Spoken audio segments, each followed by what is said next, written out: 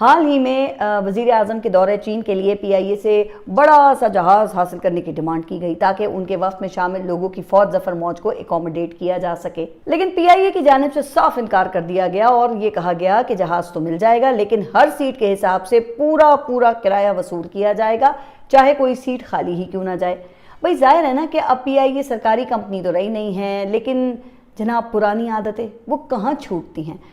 ظاہر ہے کہ انہوں نے تو جہازوں کو بھر کے بیرونی دوروں پہ جانا ہوتا ہے، سرکاری جہاز کو ٹیکسی کی طرح اپنے خاندان کے لیے استعمال کرنا ہوتا ہے، چاہے ملکی خزانے پر اس کا کتنا ہی بوجھ کیوں نہ آئے۔ اچھا، اس کے مقابلے میں ابھی حال ہی میں آپ نے دیکھا کہ صدر ٹرمپ نے چین کا دورہ کیا اور ان کے وفد میں space x, Tesla, apple, Boeing اور جنرل الیکٹرک جیسے ٹیک جائنٹس کے سی ای اوز اور امریکہ کی ٹاپ مالیاتی اداروں کے سربراہ شامل تھے۔ کیوں؟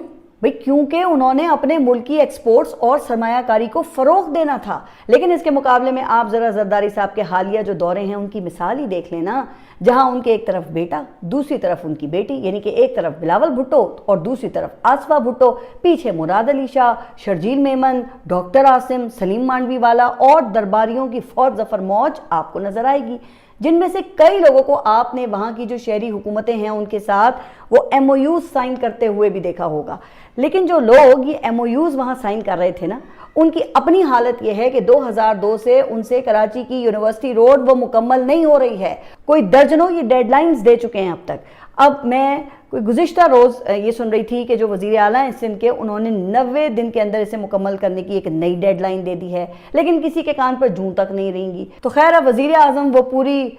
جنج لے کر چین جا رہے ہیں، پھر اس کا حاصل وصول وہ کیا ہوگا؟ تو جناب کہا یہ جا رہا ہے کہ وہی ہوگا جو آج تک ہوا ہے،